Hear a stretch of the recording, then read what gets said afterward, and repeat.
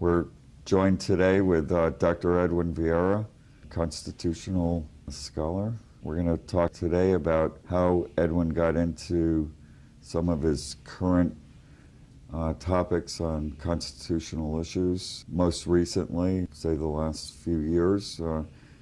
Edwin, you want to address some of that? Well, Walter, your interest here is with the committees of safety and the revitalization of the militia and tying that into reform of the monetary system. And actually that combination has become my interest in the last 4 or 5 years. But going back, I would say now probably 30 years, 35 years, I've been interested in reform of the monetary system, banking system, Federal Reserve, currency, the whole aspect of that. And I had written and lectured fairly extensively on that subject for a long time. But as you know, it was pretty difficult to convince people that something actually needed to be done in terms of legislative reform, simply because they had not yet seen the consequences of having this kind of an unstable monetary system, which of course we're seeing that now. We've been seeing that since when? 2007. So we're really in the first year and going into the second year of this process of decay. Well, that's one half of the problem that you and I have been talking about. Of course, the other half is how do you implement a reform package to deal with that? Now, I started in 2005 putting up internet columns on a website called News with Views, which was actually the result of encouragement by D.V. Kidd and some other people that I knew. They thought that this would get the message out. And one of the first ones that I wrote was dealing with the inevitability of banking and monetary crises in this country. So we're talking, what, 2 years or 3 years prior to the mess we've seen unfolding. But as I said, I'd been working on this for many years before, so it wasn't as if I suddenly stumbled on it. But the other thing that interested me, that on the constitutional money, it was obvious to me that these two things were tied together, because if you looked at the direction in which the Homeland Security problem was going, it was certainly designed not to deal simply with external terrorism or even the possibility of a few terrorists staging some kind of events in the country. It was really looking towards control of a rather large social dislocation, if you will. And it became obvious to me, well, what would be the source of that kind of a problem? How would you anticipate that happening? Of course, there are these scenarios of the terrorist nuclear bomb or the anthrax attack or whatever, but those are rather remote, right? If our intelligence people were doing the right work, they would be remote. And it struck me it was really obvious that what they were looking for in terms of this development of the domestic Homeland Security structure was a social breakdown that would occur essentially throughout the country. And the one thing that would cause that would be a breakdown in the monetary system. I mean, typically that's happened in other countries as well. The monetary and banking system breaks down, their economy breaks down, you go into social dislocation, political chaos develops, right? And the next thing that happens is some kind of repressive governmental action takes place to put a lid on that kind of a problem until they can get control of the economic situation again. So it's obvious those two things were tied together, and anyone who looked at this monetary system would say, yes, we can anticipate something like that happening, and now how do we deal with it when it occurs? Well, the correct way to deal with it is not by some kind of police state repression, it's by reforming the monetary and banking system and preventing the worst of that type of calamity from occurring. But it's quite obvious now in 2008 that no one in Washington has thought to take that course, to do that. Right? They're more interested in dealing with the kind of the surface element of the problem. So the question then came to my mind, well, now how do you tie these two together? That is, the danger from banking and monetary collapse, which requires monetary reform, and then the danger that if you have a monetary and banking crisis, you'll have social and political dislocations that will result in some kind of police state control or martial law or whatever, these various scenarios that come forward. And obviously the Constitution tells us precisely how to do that. As the Second Amendment says, a well-regulated militia being necessary to the security of a free state. Stop right there, if you will. Necessary to the security of a free state. So it became obvious to me that that was the second part of this, or the second element of solving this problem, was the necessity to prevent the police state mechanism from coming into play, and that required the revitalization term I use, going back to the constitutional principle of true security, security of a free state, right, necessitating the state militias to be reformulated according to the constitutional principles. Now, it just so happens that if you did that, one element of any kind of homeland security program that you set up for the state militias could be and should be the revitalization of a correct constitutional monetary system, at least at the state level. All right, we can get to that as to how that could be done. But that's how the two could very easily be tied together, because in the course of organizing large numbers of people pursuant to some kind of state legislation, revitalizing the militia, one element of that program would be having the members of the militia in some way return to the use of a sound monetary system at least within that particular state, and then obviously as more states sign on to this program, it would expand across the country, but at least within that particular state. And that would have the twofold effect of, number one, perhaps preventing a monetary crisis from developing or becoming as severe as it might. Number two, providing for the stability of that particular state if a monetary crisis did break out. And number three, making it unnecessary to have some kind of top-down police state control coming out of Washington, D.C. if you had a national monetary crisis, because at least in that particular state or states that had revitalized their militia, they would have a structure for dealing with it at the local level, and they wouldn't require intervention from Washington. So all these things tied together very nicely. Now, if you look at monetary reform in terms of how you go about this, sort of the mechanism of it. Well, can we back up a minute? Sure. I mean, you authored the book Pieces of Eight. What year was that? And that was on. Well, originally it was 1983. Oh. No, that started with Ron Paul was on the Gold Commission.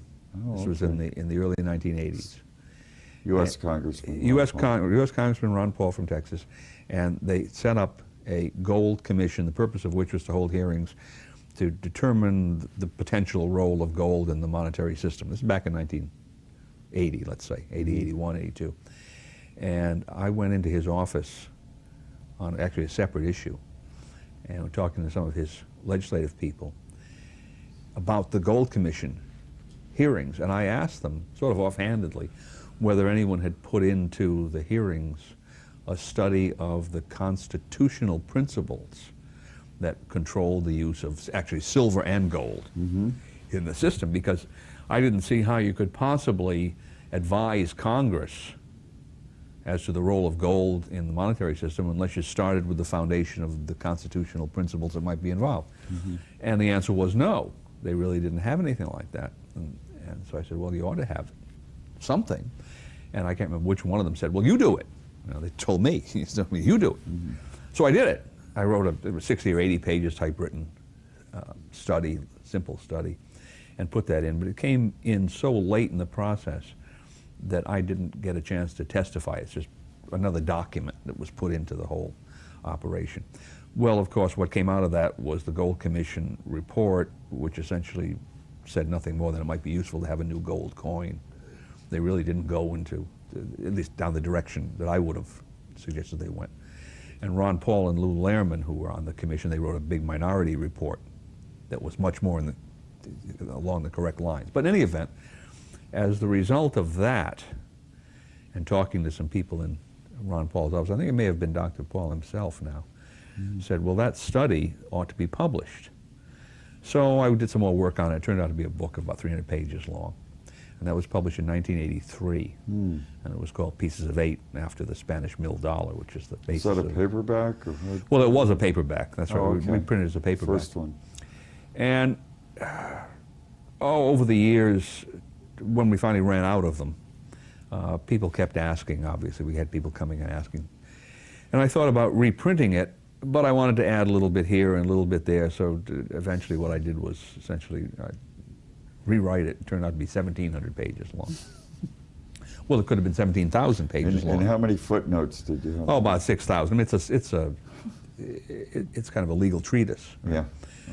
And it covers the whole history from the early colonial days up to the year 2000 that was when I stopped writing. Enough is enough. But that's really the basis of my background here. So I've studied this in some great detail. So one of the things that I learned from that study was that you can't simply take a monetary system in existence and essentially abolish one and put another one in place overnight. That's essentially an impossibility, because the market, at least in our system, the free market out there is entirely determined, the price structure is entirely determined by monetary units. And if you attempt to change the monetary system in midstream, as it were, you create all sorts of chaotic situations. Right. Who knows what the consequence is going to be? It's a little bit difficult to predict, but it won't be good. Right? That's the short answer. So here we have a system that is inherently unstable, this Federal Reserve System. Unconstitutional. Well, that's right. Even if it weren't unconstitutional, it's inherently unstable. So you have a great deal of economic difficulty coming out of it. The question is, well, now, how do we want to move this in the direction of economically stable currency as well as constitutional currency? And the short answer to that is, well, you've got to allow the market to make the equilibration. You've got to give the market alternatives, an alternative currency that is constitutional and sound. Let the market start using this at the same time as using Federal Reserve notes. One would assume that the market will move away from Federal Reserve notes to the more stable currency, and slowly but surely the Federal Reserve System will essentially dissolve. So two competing currencies? The alternative currencies are competing currencies, and if one believes in the theory of competition, that competition drives things in the direction that's most beneficial to society, well, that would be true with money too. And you give time for the market to equilibrate and change the price structure. And actually, during that period of time, you might imagine the banks in the Federal Reserve System changing their mode of operation in order to fit in with what they see as the coming currency system. So there are a lot of positives for that, but then the question is, how do you get it started? Right?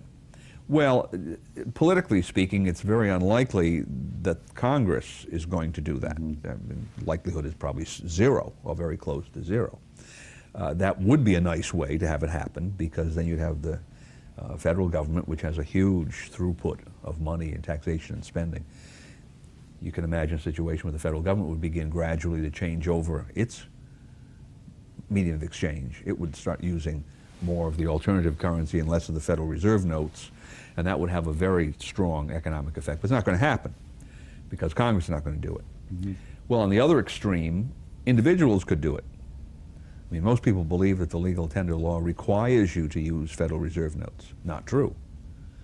You can, in fact, deal, it's a little cumbersome to do it, but you can, in fact, deal in what are called gold clause contracts, where you specify in any business arrangement that you have. Or silver clause. Well, and they use that term because when they came into popularity during the late 1800s, most people made them in terms of gold, but they could be made in terms of silver, they could be made in terms of euros. It's just where you specify a particular medium of exchange, particular currency, to the exclusion of all others. So if I don't want to use Federal Reserve notes, I could specify U.S. gold coin, I could specify euros, whatever it would be, but it wouldn't be Federal Reserve notes. And for a long time in this country's history, from 1933 to 1978, those were actually made illegal by Congress. But in 1978, they were re-legalized again. So at the present time, people in business could simply say, well, I intend to deal on a silver basis, a gold basis, whatever, but I don't intend to use Federal Reserve notes. These are the contracts I'll sign. Difficulty with that is most people don't know that, number one. I've run into so many economists that don't even know it, people that ought to know it, lawyers, for that matter, that have no idea that this is actually the law. Then secondly, even if you do know it, it takes two people to make a contract. So it's not enough that I know it, you have to know it. And then we have to talk to our accountants and our lawyers and get them all on the same page or whatever in agreement with this. And then, of course, there are some other regulatory problems in how you deal with the tax consequences of this, how you measure the value of these contracts. So what it amounts to, it's a cumbersome operation. And unless you had a very large number of people who were highly educated and motivated to do it, it wouldn't happen. And it hasn't happened. 1978 to now, I have seen, very, very few of these things. Private parties doing. What exactly happened in '78? Well, let's go back. Okay. To the Civil War was the first time that Congress created a national paper currency. They made it legal tender. Right? Okay. And during the Civil War, actually that was a redeemable currency, but during the Civil War they weren't paying out any gold. They just stopped paying out gold. So there was a period of time from 1862 until actually 1875, when these U.S. notes were circulating, but they weren't redeemable in gold, as a matter of fact. And they depreciated. In fact, at one point they were 67% depreciated, I think was the number, so very large depreciation. So people at that point started making gold clause contracts. They said, we don't want to be paying U.S. notes because they're depreciated, just like Federal Reserve notes are today. Yeah. We want to be paid in gold, and the Supreme Court upheld those. So as a result, thereafter, essentially all long-term contracts had these gold clauses in them because people were concerned that Congress might come along and issue some more irredeemable notes. They wanted to be sure they weren't going to be paid in irredeemable notes. So typically corporate bonds, I mean, some of these were long-term bonds, 30, 50-year bonds, insurance policies, U.S. bonds, government bonds, had these gold clause provisions in them. Well, came the Depression in 1933, and Roosevelt and his Congress did quite a few things in, they were attempting to raise prices, so they were manipulating the monetary system in an attempt to raise prices and overcome the Depression. And one of the things they did was to repudiate these gold clauses. They passed a joint resolution in 1933, said these gold clauses are not enforceable any longer. And that meant that the government, among others, didn't have to pay out gold in payment of the bonds. Well, they outlawed all of them, not just the government gold clauses, they outlawed private gold clauses as well. So that was 33, and from 33 on to 78, an American citizen could not make a gold clause that was enforceable. The courts would not enforce these things. Right? Now, you could make a silver clause contract, and you could have made a contract in foreign currencies, but I guess not many people thought that was a valuable way to go, primarily because you didn't gain anything from the silver clause contract because the paper money was in fact redeemable in silver until 67, until 68, all right? So comes 1973, and Congress, also in 33, they took the gold away from American people. There's a gold seizure. So it was illegal to own gold from 33, and it was ineffective to make gold clause contracts. They weren't enforceable. 73, they re-legalized. Because we didn't have it. The people didn't have the gold. They confiscated it, right? Well, the two of them went hand in hand. So if you had the gold, it would have been illegal to have the gold, but you couldn't make the agreement anyway to be enforced in Europe, let's say, to be enforced someplace outside of the country. You couldn't make, they couldn't be, the contract would not be enforced in the United States. All right. Comes 73, and Congress re-legalized the ownership of gold. And then comes 78, and they re-legalized gold clause contracts. But my point is, from 78 to today, you do not see large numbers of people making these contracts, even though from 78 to now there has been a very large depreciation of the value of Federal Reserve notes. So that alternative of having people individually do this, initiate it, doesn't look like it'll work. It would take a tremendous amount of education on the part of the average person to be able to get enough people to do this so that you could change the whole system. All right, well, what's an intermediate alternative is to have a state do it. And the reason there is, well, the states have a fairly large amount of money that flows through their treasuries, so you're not talking about an insignificant part of the economy. Secondly, the states are not bound to use what Congress declares to be currency or legal tender. And there were some Supreme Court decisions on that particular point during the era of the greenbacks.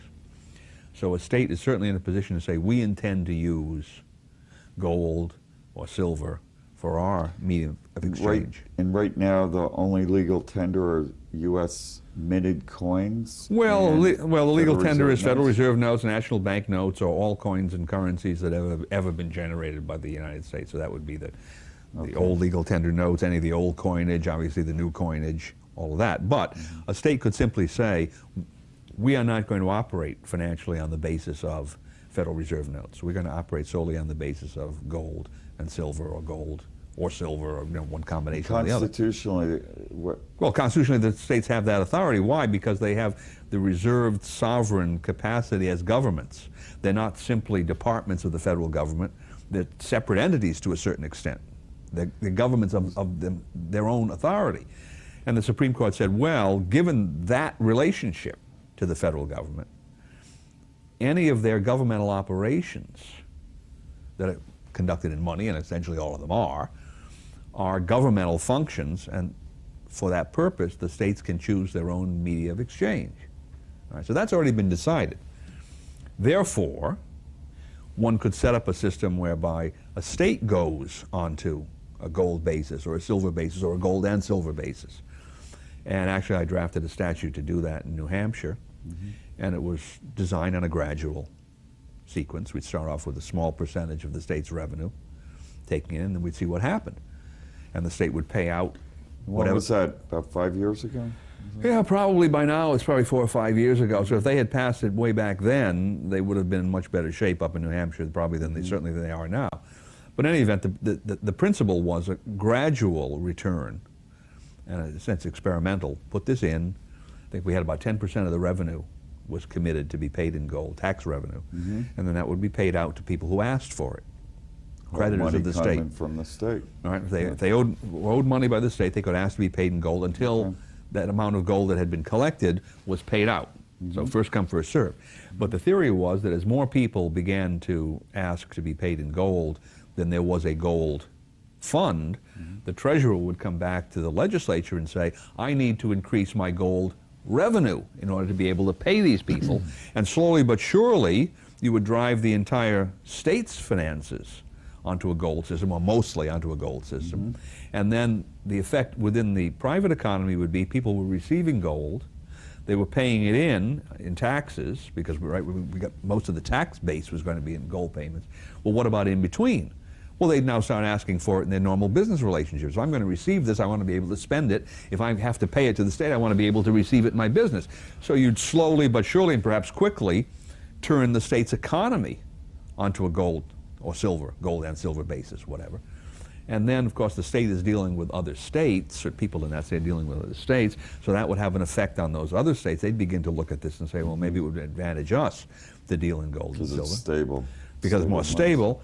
And, inflation-proof. And whatever state had this kind of an economy would be a magnet for capital, because capital would come into that state because it had the one sound currency in the entire country. So it would actually be like an economic renaissance for that particular state. And the idea, the next level of the idea was, well, when this state demonstrated how it could be done, other states would follow, and slowly but surely it would spread across the country, and lo and behold, you'd wake up one day and the Federal Reserve System, for all intents and purposes, would be irrelevant. The only entity dealing with it would be Congress, right? And then Congress would be forced by that situation to reform the monetary system because the rest of the country had walked away from the Federal Reserve System. All right. Well, we had a problem in New Hampshire. New Hampshire had a problem. I should say I had a problem. New Hampshire had a problem because that bill never really went very far. Internal politics in the legislature, obviously. So I know now that New Hampshire, I think, is coming up with a return of that bill. I think they're doing something in Indiana. I've heard they're doing something in Oklahoma. There are some people in California that are interested in promoting this. So the idea is getting out there, and I would hope at some point in some state it will catch on and they'll get it enacted, or at least they'll give it a good hearing in the legislature. It'll get some media play and people can begin to look at that. But we move a step back from that because, of course, that bill requires in the long run that, once again, a lot of people in the economy of the state, in the private economy of the state, begin to take this action on their own. All right? The state is collecting, the state is paying, but then we're hoping that the reform will take place through private initiative. And so we're once again back to that question of how long does it take to convince a lot of people in the private sector this is a good idea to follow up on. So the next level was to tie in the militia revitalization. If you revitalize the militia in a particular state, and what I mean by that is you pass a statute that organizes the militia according to constitutional principles, and in the long run, it essentially brings every adult in the state into this organization in one way or the other. Everybody has some kind of function. And you could very easily say, well, one aspect of the Homeland Security role of the militia in the state, and generally what would that be? Well, you think about dealing with natural disasters, you think about dealing with terrorism, you think about dealing with crime control, you think about dealing with border control. Well, you have a whole sort of laundry list of things that traditionally militia structures were delegated the responsibility to deal with. But here's a new one, in a sense, economic instability. or the reverse of that, trying to create a foundation for economic stability. Now, we never really had that problem to the extent we have now, because we've never had a Federal Reserve system that has gone to the extent this one has in creating these huge financial bubbles. Well, now we're facing it. So here you have a possibility of taking this structure, which would bring in very large numbers of citizens, and you say, one aspect of your militia duty is to yourself begin to deal in gold and silver. So let's say you're a businessman, you're a member of the militia, and one of your duties is to begin to set a dual price structure. Easy enough to do. You just have to sit down with your pricing people and your accountant, and here's how we're going to work it out, how we're going to post these prices, and then how people are going to pay in gold and silver. And there are plenty of good mechanisms out there even for dealing with that electronically. You don't even have to use coinage anymore. It can all be done electronically now. So within the militia structure, you begin to do this reform, but it's mandatory now. Everyone who is a member of the militia, and that's essentially everyone who is a businessman, is required to set up this dual series of prices. You may not be required to use gold and silver to buy your toothpaste, but at a certain point in time, someone is going to come to the conclusion that it is to your benefit to do that. And people are going to start doing that because they've been given the alternative. See, they don't have the alternative now, Walter. That's the problem. Right. You walk in any store, you're not going to see a silver price. Or you walk in a grocery store, I guess you would never see a gold price in a grocery store. But you walk into an auto dealership, you're not going to see a gold price versus the Federal Reserve price. So you really don't have the ability to do it unless you talk to the businessman and say, would you make a gold clause contract The with me? merchants don't have anywhere to place once they take in the Well, they gold don't or know. silver. There are these places, there are these mechanisms they can use, but they're not aware of it. Right. So the whole point was, from the revitalization of the militia as the mechanism for doing this, now those people are going to be educated as part of their activity in the militia. Right? They're going to be told, here's how you do it. And then step number two, if you're the businessman, do it.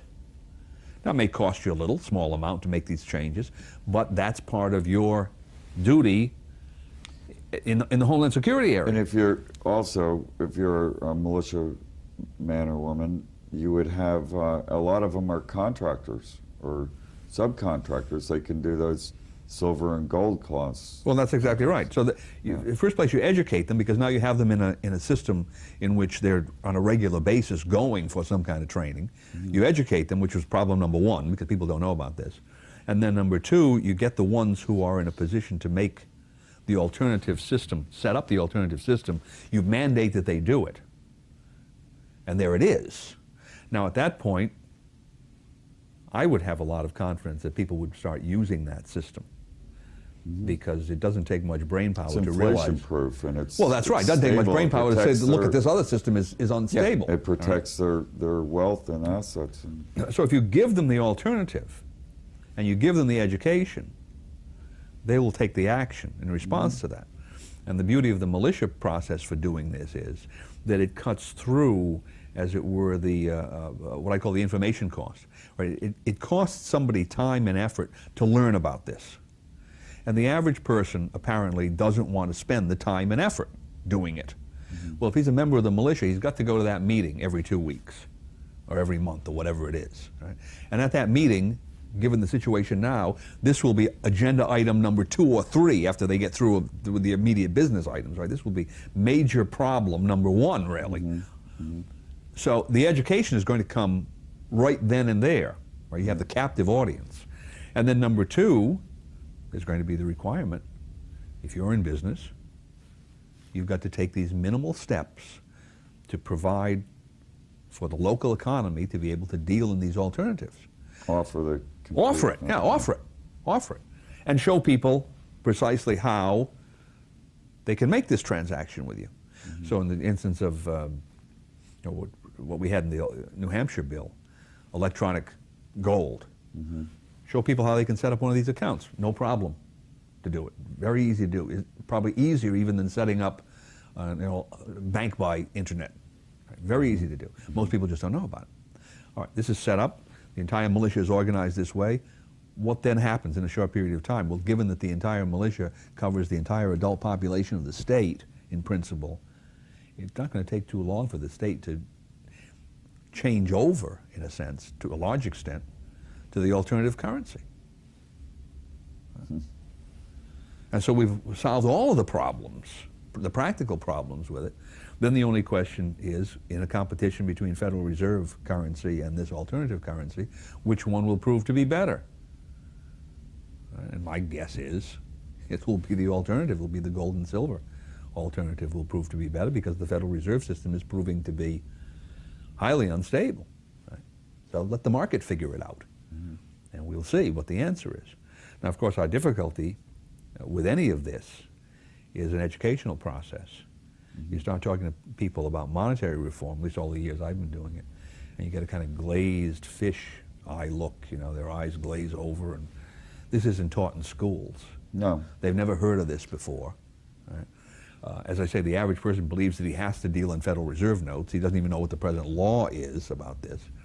He probably doesn't know enough about economics to really understand what we're talking about here in terms of transition from one monetary system to another. Right, and unlike places, people that haven't traveled to Europe years ago when they had different currencies, you know, they're used to well, they did this in thinking in two different currencies or three. They did this in Europe. We in America always had just one, and it's... Well, we didn't. You see, we had that period of time from 1862 to 1933. Well, but no, all right, but that's right. And people have lost. Those people are all dead. Yeah. Right. And most people are not taught in school any of that history. Right. Whether it's constitutional history or economic history or whatever, or just plain history, they haven't been taught that. So that's lost information. Now, the Europeans had exactly this alternative currency process when they shifted over from the national currencies to the euro. And they had in different countries these dual price structures. And the whole point was to get people used to thinking in terms of euros and stop thinking in terms of the peseta or the lira or whatever their local currency was, so that at some point in time that local currency would just disappear. And so they weren't really as concerned about finding out from competition as to what was going to happen, because they knew what the answer was they wanted. They wanted to go to the euro and phase out the local ones. In this particular situation, I would say let it be competitive, simply because we don't know what the actual price ratio will be.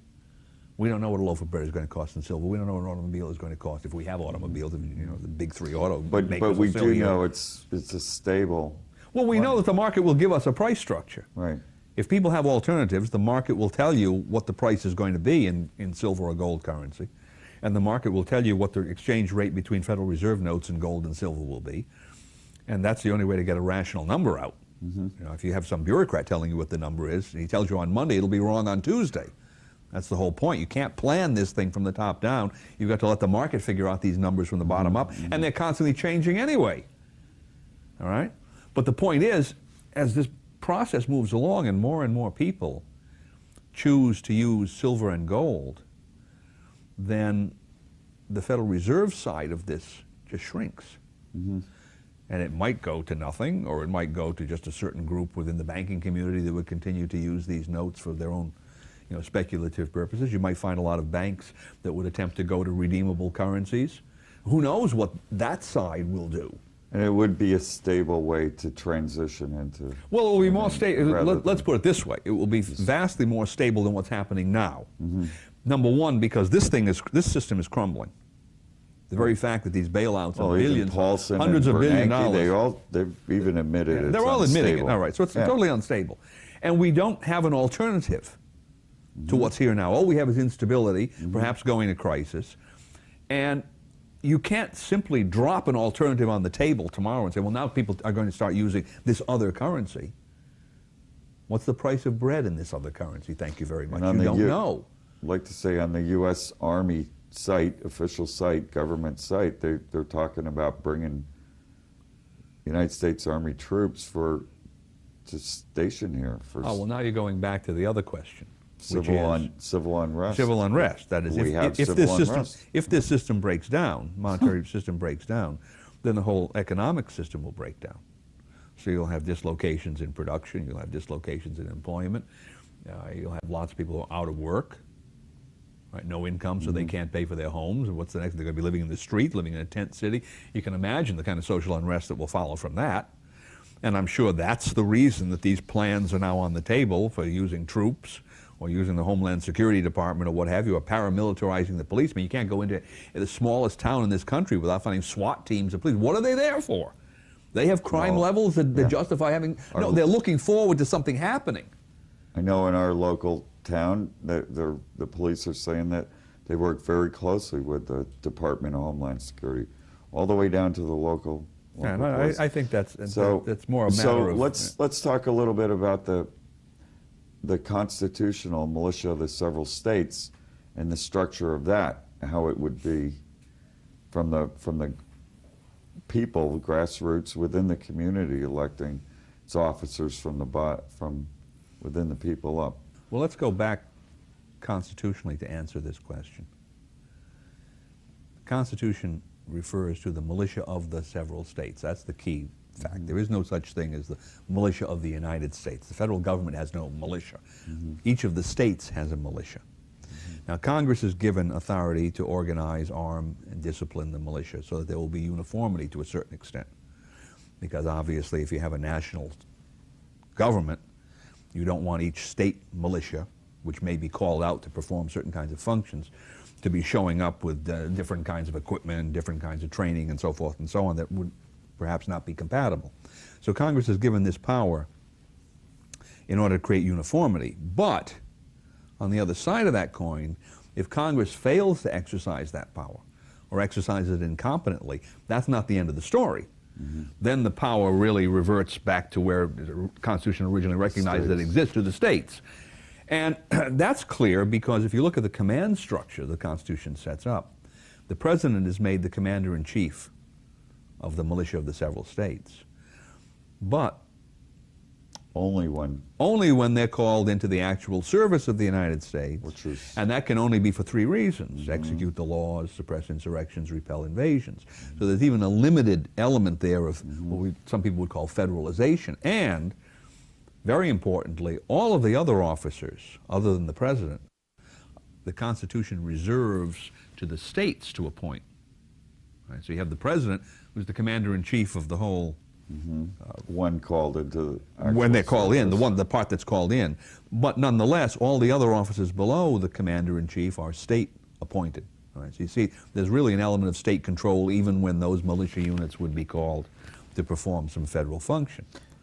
Now, if you're going back to structure within the state level, you have to go back to the pre-constitutional period, colonial period, and see how they structured them. Colonial militia acts. Well, that's right. There's many, many statutes from that period that show exactly how it was done the same way, essentially in all the colonies.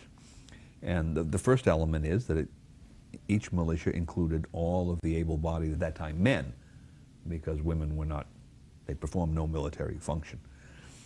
Today you'd include women, but again, their roles would be determined by what was necessary under the circumstances. So it's all the able-bodied citizens. That's number one. So if you look at it from the point of view of the word democracy, using that in a good sense, this is really the most democratic system of all because it includes everybody, right? Then number two, the real goal of the militia was to maintain a military force. At least that was the problem that they had at that period of time. And what I would consider to be element number two of the militia structure was, well, everyone was armed and trained. Right? So there really wasn't a dichotomy between the people and what we would call the police today. The people were the police, fundamentally. All right? You didn't have this concept that there was some group in society that was entitled to be armed and exercise police powers, but everybody else wasn't. Right? Gun control, if you will, in those days was everybody had a gun. And everybody had to be trained in the use of this gun, and everybody had to be ready to be called out to perform these, what we call Homeland Security functions, at a moment's notice. So not only would you have a more democratic structure, but it would be a structure in which various kinds of police oppression or political corruption couldn't occur, because all of that power would be in the hands of the people themselves, and it's a little difficult to imagine the people themselves are going to oppress themselves, right?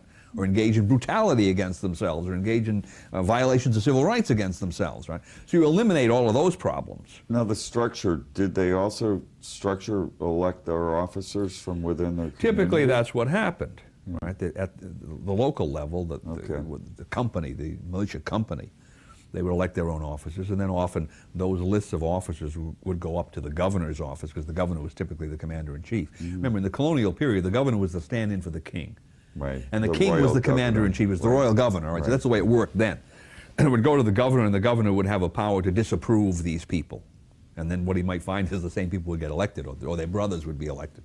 Because typically the people who would be elected in the local area were the prominent citizens. They were the ones who had the confidence of the rest of those folks. Mm-hmm. So you'd see that that election process would really not result in incompetent individuals. So anyway, it broke, though, the colonial militia. The royal governors left, most of them. I know Connecticut was an exception. That's the next step. All right, that's first if you go commander-in-chief. If you go historically, that's right. If you go historically, at the time of the Declaration of Independence, many of the governors remained loyal to England, mm-hmm. remained loyal to the king. Mm-hmm. So the colonial assemblies were made up of the patriots, became the governing bodies in these colonies. Connecticut was an example where the governor happened to be a patriot, so it didn't occur there, but Massachusetts and other places, the colonial assembly now had total responsibility.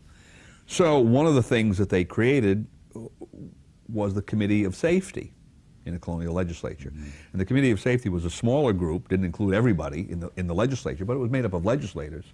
And that committee was given the responsibility essentially to act as an executive to regulate, control the militia of that newly independent colony. That was their function. Mm-hmm. Okay.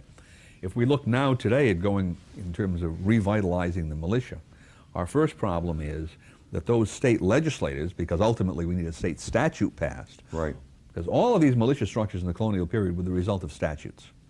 They didn't happen spontaneously. It wasn't people going off on their own and forming these groups. And how much history we had? It was probably 250 years. Well, it goes back from history? the 16th to 1630s. Of statutes, regulations? Well, either they were statutes or they were colonial charters given by the king to the, what do you call, the proprietors, his friends, to whom he sent over and gave the authority in the colonies. And then they set up assemblies, and the assemblies started passing statutes. So there's this process. But it was never the matter that people simply formed themselves, private, kind of private group setting it up. It was always a legally controlled process. Right. But in any event, today our problem is that your typical state legislator doesn't know this history. No. Right? And in almost all of the states, the real militia doesn't exist. It's not functional. Well, it doesn't exist. I mean, typically in many states, Virginia being an example, Rhode Island being another, the militia statutes refer to the organized militia and the unorganized militia. The organized militia they treat as the National Guard and the adjuncts of the National Guard. And that's not really militia, that's a part of the Army. Right. And then everybody else is put into the category called the unorganized militia.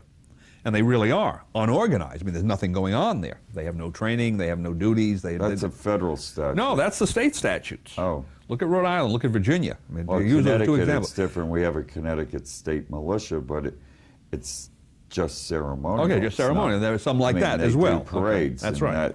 That's right. But the governor comes out to watch the parade, and that's it.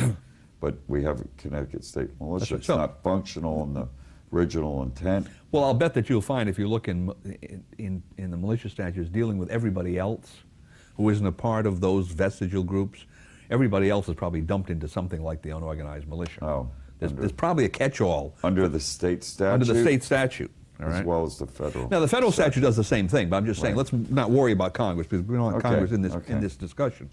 But at the state level, the vast majority of people are in this thing called the unorganized militia, which is really an impossibility under the Constitution. There was never an unorganized militia in the colonial period. Right. They organized everybody. Yeah. In fact, in some colonies where they had states, they even allowed the slaves to participate in some way. In the slave states, right? They organized everybody. So to say that an unorganized militia can exist is really to say that no militia exists, and the Constitution doesn't recognize that. So here's our first problem. We have these state legislators who don't know about this, and if we look at the state statutes, it's pretty obvious that whoever enacted those statutes didn't know about this or wasn't paying attention. So we need some education there.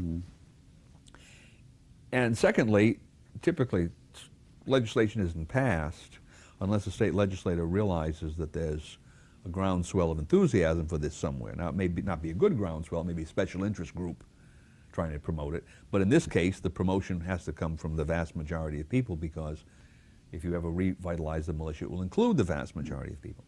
So there's our second problem, is that we have to essentially organize people at the local level. Well, that's exactly what we're doing in Connecticut. Now, that's the committees of safety Yes. issue. Right? Committees of safety. Organizing people at the local level for the purpose of first educating themselves, number two, educating others so that they expand the movement, number three, bringing legislators into this and educating them, and number four, taking a look at what are the real homeland security problems in a particular state. And they may be different in different states. They certainly are. I mean, Arizona has a different homeland security problem because of its border situation than Iowa does, right, or than Virginia does. So these local groups have to begin thinking about what needs to be put into the statute that's eventually passed. You don't want to leave that, I think, in the hands of some legislators who don't have enough input. And then, working with the legislators, a bill needs to be drafted, because you really want this thing to go to the legislature with all the I's dotted and all the T's crossed. You don't want to have a lot of fumbling around when it gets there. And then the legislators who present this can tell their colleagues, well, you know, we've got 5,000, 10,000, whatever people already organized in the state promoting this. And you might have some evidence of that. I know the committees of safety are working on some petitions for exactly that purpose, trying to show legislators the extent to which there's popular support for this bill.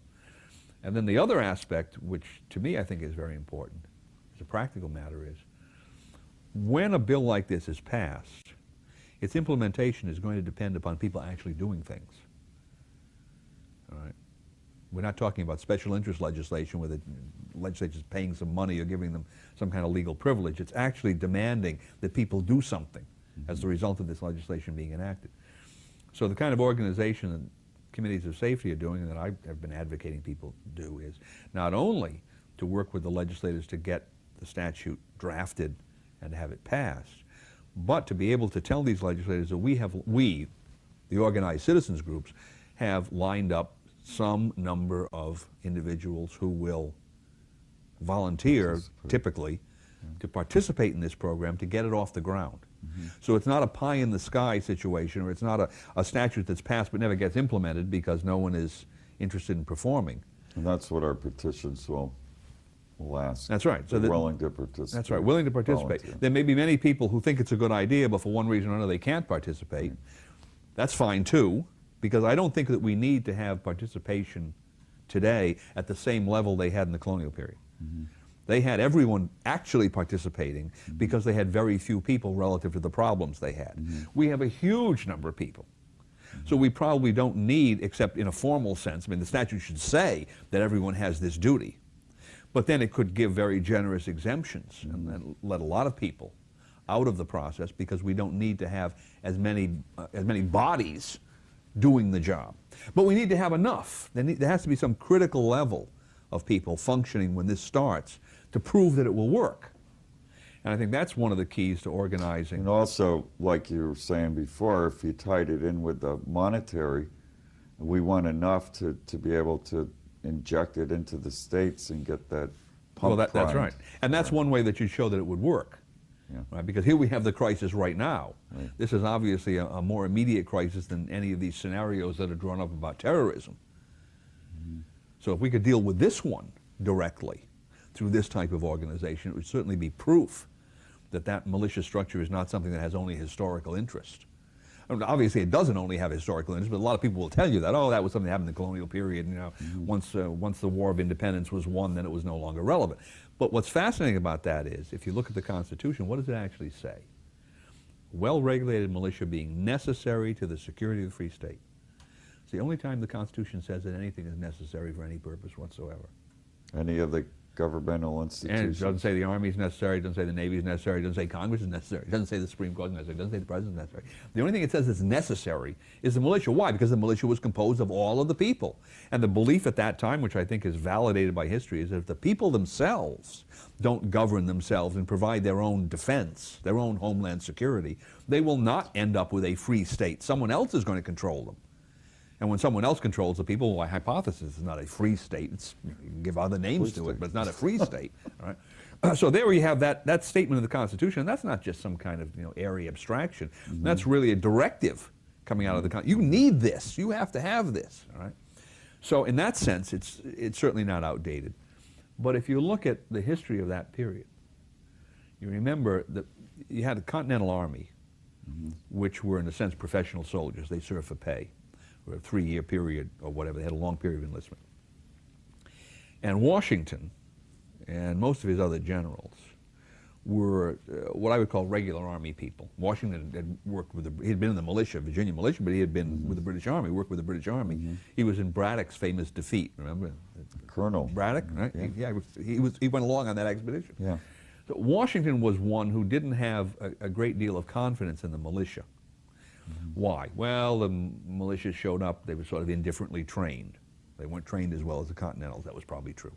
They came with their own firearms, and many times those weren't the same caliber, and so they had logistical problems in supplying them. They came for a 30-day or a 60-day or a 90-day tour of duty, and when the 90 days were up, they went home. Continental troops didn't do that, so they were unreliable. Many of them didn't have bayonets. And in the fighting of those days, the bayonet charge was a very important part of their tactics. So the British regulars, who were very well practiced in this, had a terrific advantage against American militia. Now, if you're talking about militia like Dan Morgan's riflemen, then the tables were turned, but not all the militia were riflemen. From? Kentucky? They were from, some from Pennsylvania, some from Kentucky, some of the Carolinas. All right. Saratoga was their big battle, and then they also fought in the Southern Campaign, which is what memorialized in that Mel Gibson movie, The Patriot, drawn from Francis Marion and that group. All right, so there's some historical connections there. But in any event, Washington and some of these other military leaders looked down on the militia. They said, well, the militia really they're not effective. And compared to regular troops and the kind of fighting they were doing then, they weren't as effective. So one would have thought that when they wrote the Constitution, that the framers, people who met in the Constitutional Convention, would have left out the militia. I mean, Washington was there. Right? He certainly was They were concerned about a standing army. Well, they were concerned about other things. They weren't concerned about the efficiency of this group. They were concerned about having it as a check weight to an army that might be used by a potential tyrant. And I think they were also concerned with the general Homeland Security question of how are you going to provide security at the local level unless you have a huge army. And the answer was, well, you do it the way we've done it for the past 150 years. Made up of the people. Made up of our people themselves. And so they put that into the Constitution, and then to emphasize it, this is what's interesting to me, they already had it in the Constitution, they put in the Second Amendment to emphasize it even more. Remember, most of the Bill of Rights are limitations on what actually the Federalists claimed were powers that didn't exist. Right? They said, well, there's no power to control the press. We don't need the First Amendment. Right? That's typical. And if you look at the Constitution, well, it doesn't say anything. The original Constitution, it doesn't say anything about controlling the press. Congress doesn't have any power to deal with the press. Very interesting. All right, but the Second Amendment ties directly into the powers of Congress to organize, arm, and discipline the militia. And what that tells me, looking at those two together, Second Amendment saying, well, regular military is being necessary to the security of the free state, and then Congress having these powers to do it, is that Congress is required to do that. It's not a matter of congressional discretion, nothing they can kind of leave to the future to do. They're required to do it. Now, of course, they haven't done it. This is our problem.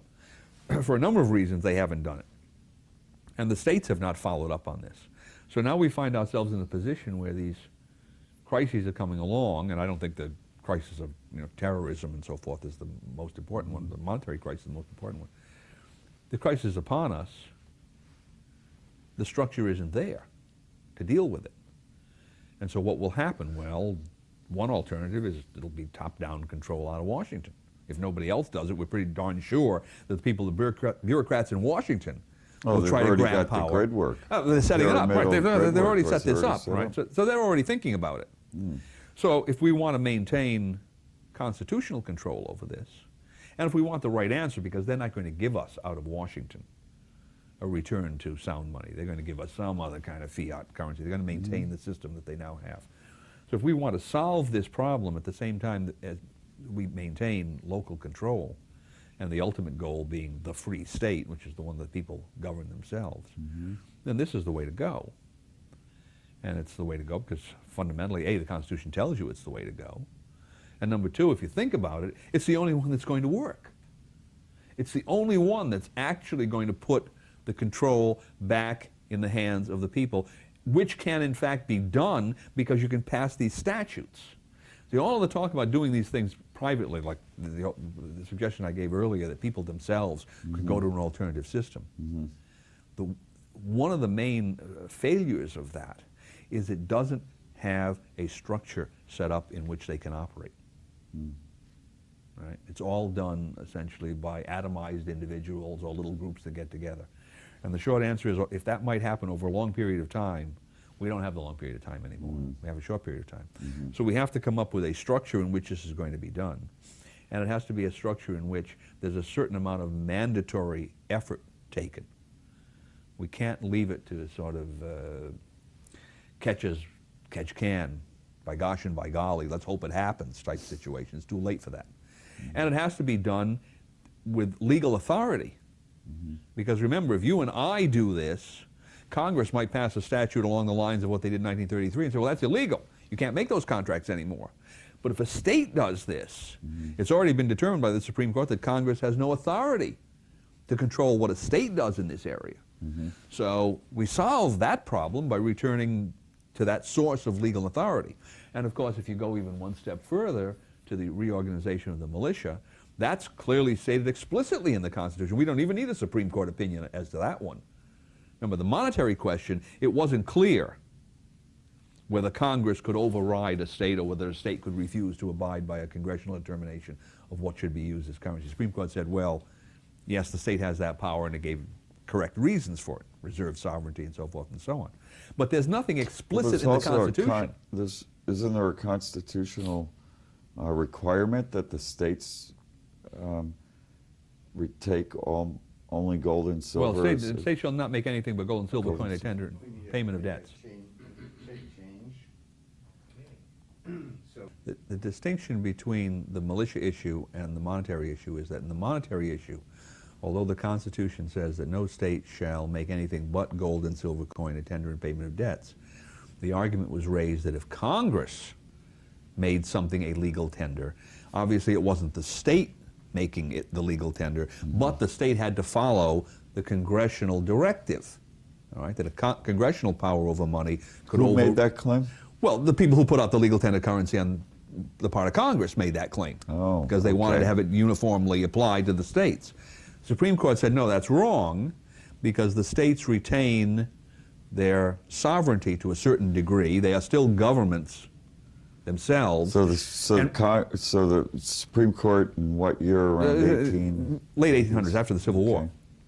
It was over this question of whether the congressional legal tender paper currency from the Civil War was required to be used by the states. Oh, all right? That was the argument that was made. The Supreme Court said, no, it isn't. Now, that argument, at least on the face of it, was not excluded by the language of the Constitution. You could look at the Constitution and you could say, well, that might be an argument. It wasn't a good one. I mean, the Congress's argument for overriding wasn't a good argument, but at least you might be able to make it because the Constitution needs interpretation there. But if you look at the militia powers, the militia of the several states, we know right away that this is not the United States militia. It can be called out for only 3 reasons. So we know there's limited control. The President of the United States becomes Commander-in-Chief only when the militia are called into the actual service of the United States, right? So even the President's ability to exercise control is limited. Congress is required to provide for organizing, disciplining, and arming the militia. And I suppose an argument could be made by some people in Congress, well, that gives us the discretion to do nothing. We can have an unorganized militia. Second Amendment, interestingly enough, comes in and says a well-regulated militia being necessary to the security of a free state. What that tells me is absolutely Congress has to exercise that power. Because otherwise, how are we going to have a free state? We're not going to have the militia, right? Now, our problem is that no one has called Congress on the fact that it hasn't been doing this for years and years and years, and no one has called the states on the fact that most of them have been doing nothing whatsoever. Probably over 100 years. Yeah, probably. Yeah, probably maybe a little more than 100 years, because after the Civil War, a lot of the militia groups that did exist became largely ceremonial. And people were tired of bloodshed. I mean, the war had been a tremendous strain. So we have this particular problem, which is one of loss of historical knowledge, same as in the monetary case. You know, gold close contracts, you don't see them made. Why? Because they haven't been made since 1933. Well, they weren't made from 1933 to 78. Historical knowledge was lost. People died. Wasn't taught in schools. Therefore, it won't happen. Same situation with the militia. Now, let me ask you a question. You are the guiding light, the spark plug, whatever we want to call it, of the committees of safety in Connecticut. Modern day. Yeah, the modern day Committee of Safety. Yes. And Connecticut is, I guess, the epicenter of this. Yeah, right? we're doing a Pretty little much. template. Yeah, doing a template. Why don't you describe what you're doing? Well, a few months ago we set up the committees, modern day committees of safety, and we now have over half of the states represented. But Connecticut, really, because that's where I live, we're doing a template there, and we've had 2 state committee of safety meetings, and it's been we have a good core group there, and what we've come up with a consensus. One of the things that we're going to lead on is that sound, stable money system, and we thought we want to get the community involved, so we're going to be featuring some free movies. We've been holding it at the library, and we'll put some posters up around town. And matter of fact, you're featured in one of them with Congressman Ron Paul on Edward Griffin. Fiat Empire will be one of them we'll be running. I think Aaron Russo's is pretty good, but we'll run a few of these that deal educational with the monetary system, and what, because that's really what people are very concerned, we feel are very concerned with. I mean, I put up some posters just this past few days within my local merchants and everything, the prominent merchants within our community, and they were, and the theme of this Boston Tea Party this year is focusing on the sound money system, and they were very positive response from that. So it really has a real, I would say, good response anyway. People are interested in it. And we will address why, once we have, it's needed, the stable money system, that next well, how are we going to also tie that in and inject it into the states in a large way? And what you proposed with the revitalization of the constitutional militia of the states is probably the most practical way. So I'm pretty happy about that. I think we're going to have a 3rd meeting coming up in January, and we'll hopefully the Boston Tea Party this year has really been kicked off. We're kicking off the committees of safety, sponsoring it this year. So we'll hope to get more members involved in more states.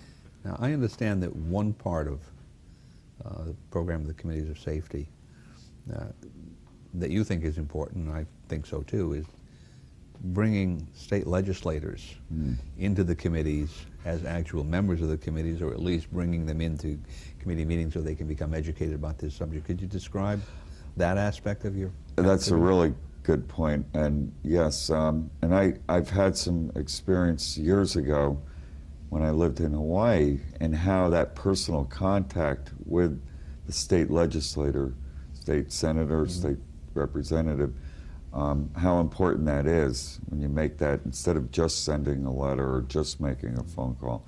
They don't put a face to that. But when you make that personal contact, it really, it matters a lot. And my town, my state representative for this lives right in my hometown. For example, I called him up. I've got a personal contact now. We went out to coffee. And he said, well, let me call the state senator up too. We'll go out, well, all three of us will go out. So, I mean, that's how accessible they are, unlike U.S. Congress down there. I mean, that would be almost impossible to get that. So yes, we do want to get them. I've invited them. We're going to be getting them to our Committee of Safety meetings. And hopefully we'll have them as members too. And the bottom line, the main thing is we're going to be supporting these state representatives,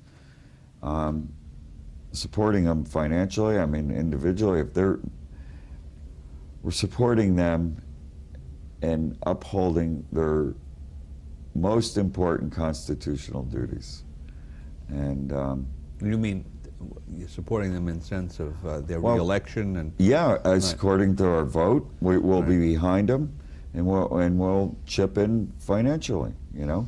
And I would describe us, the committees of safety, as constitutional lobbyists, as opposed to special interest lobbyists.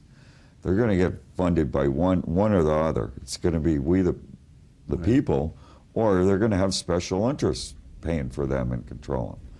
So I think it's pretty clear cut. I mean, we want to bring about self-government again. We have to be involved, and we can help write those statutes to ensure our constitutional rights. I mean, and strengthen them. And I suppose we could also rescind some of these statutes that are unconstitutional. Well, I think that might necessarily be part of the process, because all of these, certainly these state militia statutes have one or more sections that would have to go. Need to be removed. Removed or amended in some way if you put in the type of legislation we're talking about. Now, you mentioned that the committees of safety in Connecticut are essentially developing a template. Could you kind of elaborate on that? Some of the tools that we want to use are going to be in brochures and DVDs. We're going to be doing the movies, like I said, community movies. But we want to get some of the brochures made up to hand out to our friends, neighbors, people within our community, to educate them. But this wouldn't be effective solely in Connecticut. I mean, no. The purpose is to develop some kind of a plan, a strategy, tactics that other committees of safety in other states can then use. Well, this is what we're building this grid work. I mean, other state coordinators have asked. They want to see something. They need some tools, some guidance anyway. It's not top down, this committees of safety, but we need to lay out some great suggestions and tools for them. And I assume that there will be feedback coming from these other committees of safety in other states. And what's that could then be working incorporated. well. Right, what's working there or what doesn't work. Exactly. Right. And we're forming a board of advisors to come up with what we think is a consensus on what works, what we want to have in those brochures, and some guidance there, some ideas, just brainstorming.